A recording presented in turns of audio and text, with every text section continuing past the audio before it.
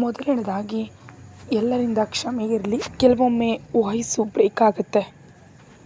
ಇನ್ನೂ ನಾನು ಸ್ಪಷ್ಟವಾಗಿ ಮಾತಾಡೋದಕ್ಕೆ ಆಗ್ತಾಯಿಲ್ಲ, ತೊಂದರೆ ಆಗ್ತಿದೆ. ರಾತ್ರಿ ಇಡೀ ಯಾವುದೋ ತಿಳಿಯದ ಭಯ, ಮೈಯೆಲ್ಲ ಒಂಥರ ನೋವು. ಅಡುಗೆ ಮನೆಯಲ್ಲಿ ನಿಂತು ಏನಾದರೂ ಕೆಲಸ ಮಾಡ್ತಿದ್ರೆ ಹಿಂದಿನಿಂದ ಯಾರೋ ಬಂದ ಹಾಗನ್ಸುತ್ತೆ. ಆದರೆ ತಿರುಗಿ ನೋಡಿದ್ರೆ ಯಾರೂ ಇರೋದಿಲ್ಲ. ತನ್ನ ಕೋಣೆಗೆ ಬೇರೆ ಯಾರೋ ಬರುವಂತಹ ಪ್ರಸಕ್ತಿಯೇ ಇಲ್ಲ. ಆದರೂ ಅವಳಿಗೆ ಪ್ರತಿದಿನ ಇಂಥ ಭಾವನೆ ಯಾಕೆ ಉಂಟಾಗ್ತಿದೆ? ನಿಜಕ್ಕವಳಿಗಿಂತ ಭಯ ಕಾಡೋದಕ್ಕೆ ಕಾರಣ ಏನು? ಇದನ್ನು ತಿಳಿಬೇಕಂದ್ರೆ ನಾವು ಮೊದಲು ಕಥೆಯ ಹಿಂದಿನ ಭಾಗಕ್ಕೆ ಹೋಗೋಣ. ಅವಳ ಹೆಸರು ಭೂಮಿಕಾ.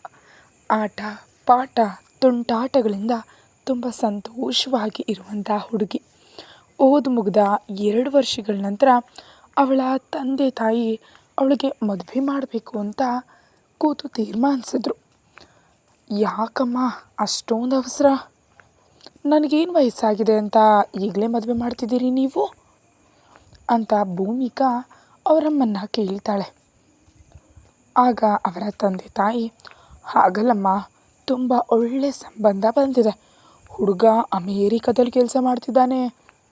ಅಷ್ಟೇ ಅಲ್ಲ, ನಿನಗೆ ಅವನು ಅಂದಿನಿಂದಲೂ ಇಷ್ಟ ಅಂತೆ ಅಂತ ಅವಳ ತಾಯಿ ಹೇಳ್ತಾರೆ.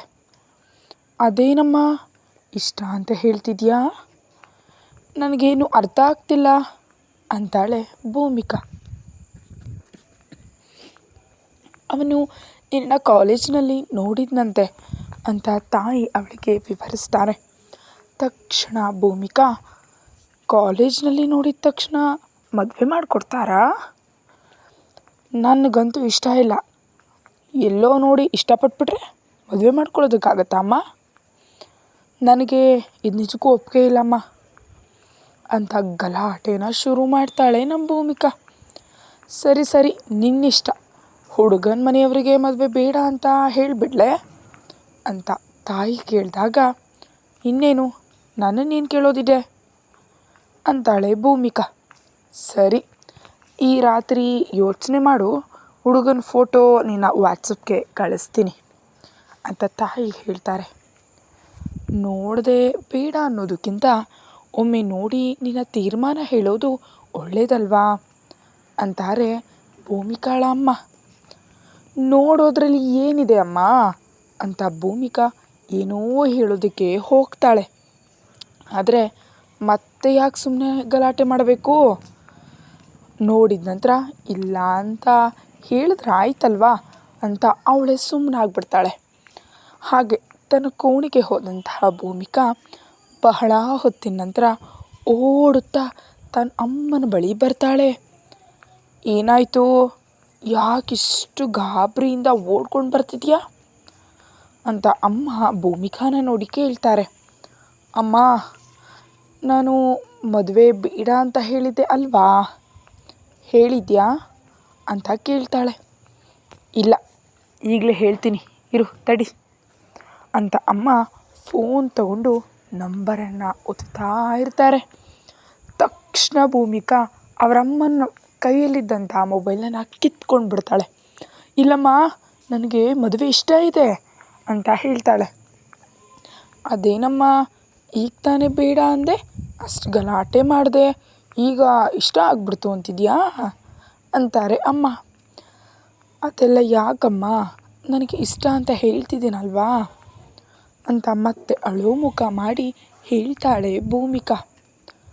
ಅಬ್ಬಬ್ಬಾ, ಈ ಹುಡುಗಿ ಮಾತೇ ಕೇಳೋದಿಲ್ಲ, ಅವಳಿಗಿಷ್ಟ ಬಂದಂತಾಗಲಿ ಅಂತ ಅಮ್ಮ ಸಮಾಧಾನ ಮಾಡ್ಕೊಳ್ತಾರೆ.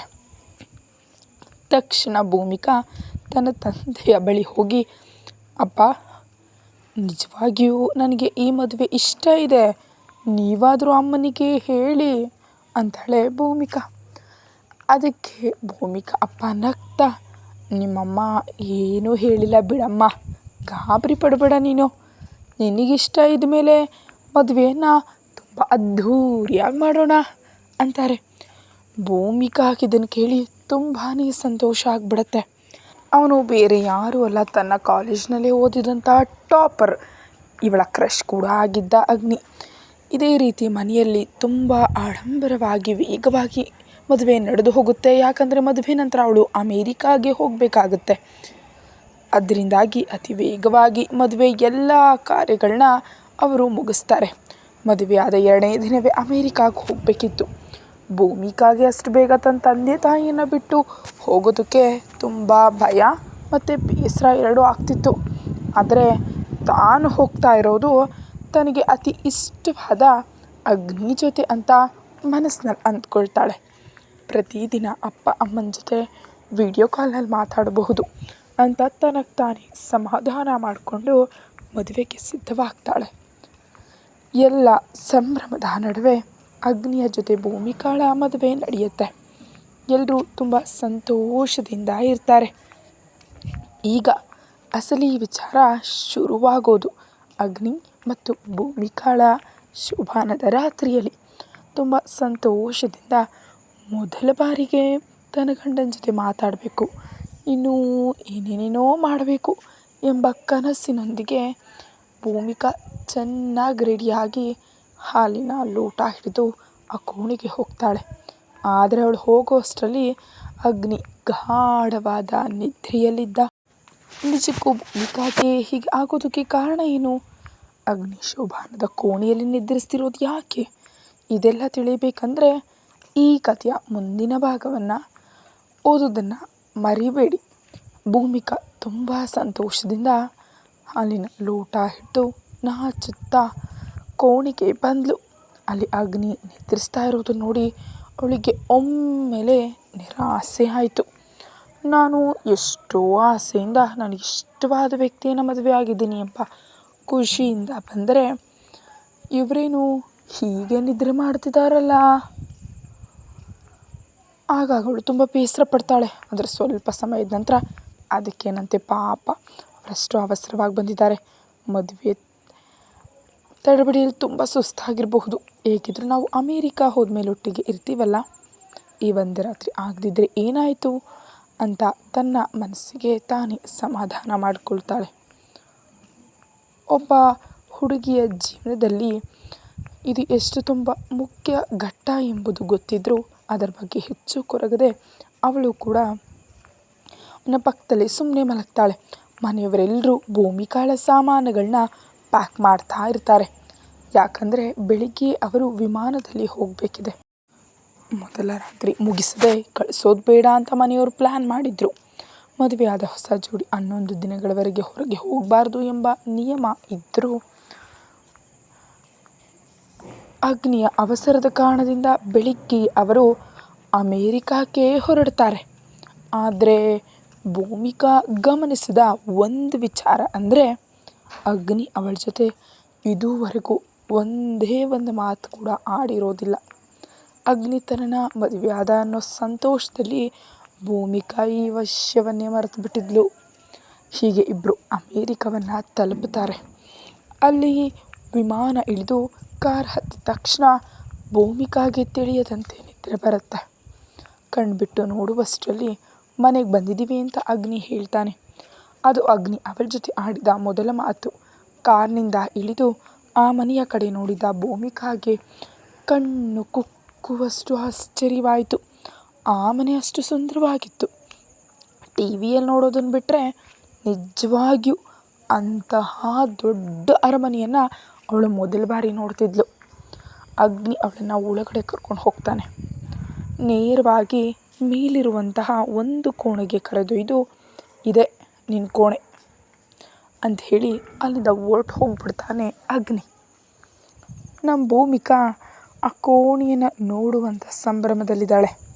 ಆ ಕೋಣೆ ಎಷ್ಟು ಚೆನ್ನಾಗಿತ್ತು ಅಂದರೆ ಅವಳಿಗೆ ಹೇಳೋದಕ್ಕೆ ಮಾತುಗಳೇ ಬರ್ತಿರಲಿಲ್ಲ.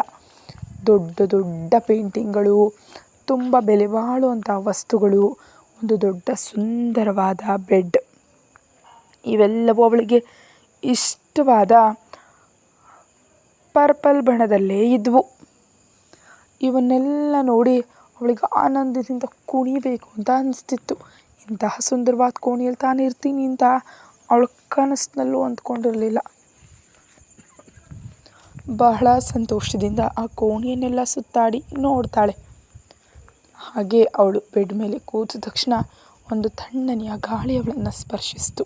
ಅದೆಲ್ಲಿಂದ ಬಂತು ಅಂತ ನೋಡಿದಾಗ ಅಲ್ಲಿ ಒಂದು ಸುಂದರವಾದ ಬಾಲ್ಕನಿ ಇತ್ತು. ಆ ಬಾಲ್ಕನಿಯಿಂದ ಹೊರಗೆ ನೋಡಿದ್ರೆ ಕೇವಲ ಮರಗಳು ಮಾತ್ರ ಕಾಣ್ತಿದ್ವು, ಮತ್ಯಾವುದು ಕಾಣ್ತಿರ್ಲಿಲ್ಲ. ಆ ಮರಗಳನ್ನ ನೋಡಿದ್ರೆ ಅವಳು ಒಂದು ಅಡವಿಯ ಮಧ್ಯೆ ಇದ್ದಾಳೆ ಅಂತ ಅರ್ಥ ಆಯಿತು. ಆದರೆ ಅಗ್ನಿ ತನ್ನನ್ನು ಇಲ್ಲಿಗೆ ಯಾಕೆ ಕರ್ಕೊಂಡು ಬಂದಿಟ್ಟಿದ್ದಾನೆ ಎಂಬ ಬಗ್ಗೆ ಅವಳು ಯೋಚಿಸಲಿಲ್ಲ. ಯಾಕಂದರೆ ಅವಳು ಸದ್ಯಕ್ಕೆ ಆ ಅನ್ನವನ್ನು ನೋಡಿ ಖುಷಿ ಪಡ್ತಾ ಇದ್ಳು. ತಕ್ಷಣ ತನ್ನ ಬಟ್ಟೆಗಳನ್ನ ಸರಿಪಡಿಸ್ಕೊಳ್ಳೋಣ ಅಂದ್ಕೊಳ್ತಾಳೆ. ಆದರೆ ಅಲ್ಲಿ ಈಗಾಗಲೇ ಸಾಕಷ್ಟು ಬಟ್ಟೆಗಳಿರುತ್ತವೆ. ನಂತರ ಅವಳು ಸ್ನಾನ ಮಾಡಿ ಫ್ರೆಶ್ ಆಗಿ ಅಗ್ನಿ ಬರ್ತಾನೆ ಅಂತ ಕಾಯ್ತಿರ್ತಾಳೆ. ಆ ಕೋಣೆಯ ಸೊಬಗನ್ನು ಸವಿತಾ ಕೂತಿರ್ತಾಳೆ. ಆದರೆ ಎಷ್ಟು ಸಮಯಕ್ಕಾದರೂ ಅಗ್ನಿ ಮಾತ್ರ ಬರೋದೇ ಇಲ್ಲ. ಅವಳಿಗೆ ಸಾಕಾಗಿ ಕೋಣೆಯಿಂದ ಹೊರಗೆ ಬಂದು ನೋಡಿದ್ರೆ ಡೈನಿಂಗ್ ಟೇಬಲ್ ಮೇಲೆ ಕೆಲವು ತಿನ್ನುವಂಥ ಪದಾರ್ಥಗಳು ಇರುತ್ತವೆ. ತುಂಬ ಹಸಿವಾಗಿದ್ದರಿಂದ ಅವಳು ಊಟ ಮಾಡ್ತಾಳೆ. ಅಗ್ನಿ ಬರೋ ಆಸೆಯಿಂದ ಕಾಯ್ತಾಳೆ. ಆದರೆ ಅವಳಿಗೆ ನಿದ್ರೆ ಬಂದುಬಿಡುತ್ತೆ. ಸಮಯ ನೋಡಿದ್ರೆ ಆಗಲೇ ರಾತ್ರಿ 12 ಗಂಟೆ ದಾಟಿರುತ್ತೆ. ಮತ್ತೆ ತನ್ನ ಕೋಣೆಗೆ ಹೋಗಿ ಇವರು ಎಲ್ಲಿಗೆ ಹೋದರು ಅಂತ ಯೋಚಿಸ್ತಾ ಮಲಗಿಬಿಡ್ತಾಳೆ ಭೂಮಿಕಾ. ಹೀಗೆ ಒಂದಲ್ಲ ಎರಡಲ್ಲ ದಿನಗಳು ಉರುಳುತ್ತಲೇ ಹೋದವು.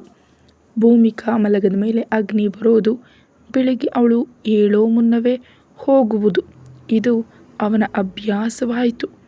ಅವಳನ್ನು ಅವನು ಪೂರ್ಣವಾಗಿ ನಿರ್ಲಕ್ಷಿಸ್ತಿದ್ದ. ಅವಳಿಗೆ ಇದು ನಿಜಕ್ಕೂ ತೊಂದರೆ ನೀಡೋದಕ್ಕೆ ಶುರುವಾಯಿತು. ನನ್ನ ಇಷ್ಟಪಟ್ಟು ಮದುವೆ ಆದವನು ಇಲ್ಲಿಗೆ ಕರ್ಕೊಂಡು ಬಂದು ಹೀಗೆ ಯಾಕೆ ಮಾಡ್ತಿದ್ದಾನೆ? ನನಗೆ ಯಾಕೆ ಇಷ್ಟೊಂದು ನೋವು ಕೊಡ್ತಿದ್ದಾನೆ? ಅವನು ಮಾತಾಡದೇ ಇದ್ದರೆ ನನಗೆಷ್ಟು ಸಂಕಟ ಆಗುತ್ತೆ ಅಂತ ನನಗೆ ಮಾತ್ರ ಗೊತ್ತು ಅಂತ ಪ್ರತಿ ಕ್ಷಣ ಕೊರಗ್ತಾ ಇದ್ಲು ಭೂಮಿಕಾ.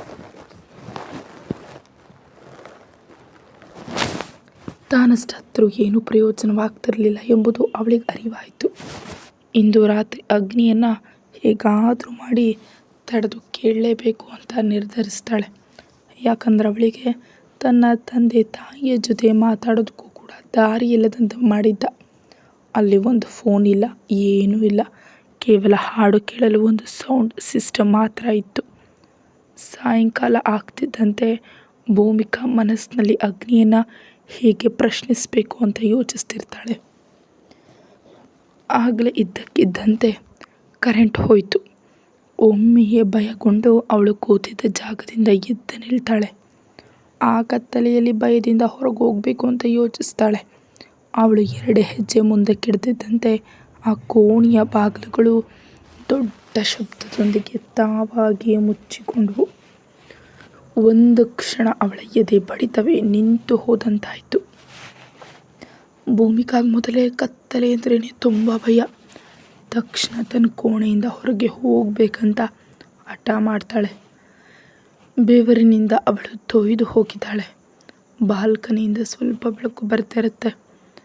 ಆ ಬೆಳಕಿನ ಹತ್ತಿರ ಹೋದರೆ ಬದುಕಬಹುದು ಅಂತ ಅವಳು ಅತ್ತ ಕಡೆ ನಡೀತಾಳೆ.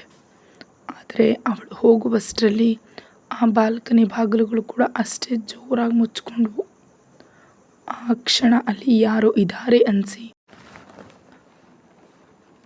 ಅವಳು ಜೋರಾಗಿ ಕಿರ್ಚ್ತಾಳೆ. ಏನೋ ಒಂದು ಅವಳ ಶರೀರವನ್ನು ಸೋಕಿದಂತ ಅನಿಸುತ್ತೆ. ಆ ಗಾಬರಿಯಲ್ಲಿ ಭೂಮಿಕಾ ಅಲ್ಲೇ ಕಣ್ತಪ್ಪಿ ಬಿದ್ದು ಹೋಗ್ತಾಳೆ. ಬಹಳ ಹೊತ್ತಿನ ನಂತರ ಕಣ್ಣು ಬಿಟ್ಟಾಗ ಅವಳು ಬೆಡ್ ಮೇಲೆ ಇರ್ತಾಳೆ. ಎಲ್ಲ ಲೈಟ್ಸ್ ಉರಿತಿರುತ್ತೆ. ಸಮಯ ನೋಡಿದ್ರೆ ಅರ್ಧರಾತ್ರಿ ಆಗಿದೆ. ಯಾರೋ ತನ್ನ ಕೋಣೆಯಿಂದ ಹೊರಗೆ ಹೋಗೋ ಶಬ್ದ ಕೇಳಿಸಿ ಅವಳು ಕೂಡ ಹೊರಗೆ ಓಡಿ ಹೋಗ್ತಾಳೆ. ಅಗ್ನಿ ಆಗಲೇ ಮೆಟ್ಟಿಲಿದ್ದು ಹೋಗ್ತಿದ್ದ. ಅವನನ್ನು ತಡೆದು ತನ್ನ ಭಯದ ಬಗ್ಗೆ ಹೇಳಬೇಕೋ ಅಥವಾ ಅವನು ತನ್ನ ಜೊತೆ ಯಾಕೆ ಹೀಗೆ ಮಾಡ್ತಿದ್ದಾನೆ ಅಂತ ಕೇಳಬೇಕೋ ಅವಳಿಗೆ ಅರ್ಥವಾಗೋದಿಲ್ಲ. ಅವಳು ಮಲಗಿದಾಗ ಅವಳನ್ನು ಬೆಡ್ ಮೇಲೆ ಮಲಗಿಸಿದ್ದು ಅವನೇ ಅಲ್ವೇ? ಅದಕ್ಕೆ ಥ್ಯಾಂಕ್ಸ್ ಹೇಳಬೇಕೋ ಏನೂ ತಿಳಿತಾ ಇಲ್ಲ ಭೂಮಿಕಾಗೆ. ಅವನ ಹತ್ರ ಮಾತಾಡಿದ್ರೆ ಅವನು ಹೇಗೆ ರಿಯಾಕ್ಟ್ ಮಾಡ್ತಾನೆ ಎಂಬ ಭಯ ಅವಳನ್ನು ಕಾಡ್ತಾ ಇದೆ. ಕಾಲೇಜಿನಿಂದಲೂ ಅಗ್ನಿ ಎಂದರೆ ಭೂಮಿಕಾಗೆ ಒಂದು ವಿಧದ ಭಯ ಮತ್ತು ಗೌರವ ಎರಡೂ ಇತ್ತು. ಅಂಥ ವ್ಯಕ್ತಿ ಈಗ ತನ್ನ ಗಂಡನಾಗಿದ್ದಾನೆ ಎಂಬ ಖುಷಿ ಇದ್ದರೂ ಈ ದೂರ ಅವಳನ್ನು ಕೊಲ್ತಾ ಇದೆ. ಕತೆ ಮುಂದುವರಿಯುತ್ತೆ. ಹೆಚ್ಚಿನ ವಿಡಿಯೋಗಾಗಿ ಚಾನಲ್ಗೆ ಸಬ್ಸ್ಕ್ರೈಬ್ ಮಾಡಿ. ವಿಡಿಯೋವನ್ನು ಮುಂಚಿತವಾಗಿ ನೋಡಲು ಮೆಂಬರ್ಶಿಪ್ ತಗೊಳ್ಳಿ.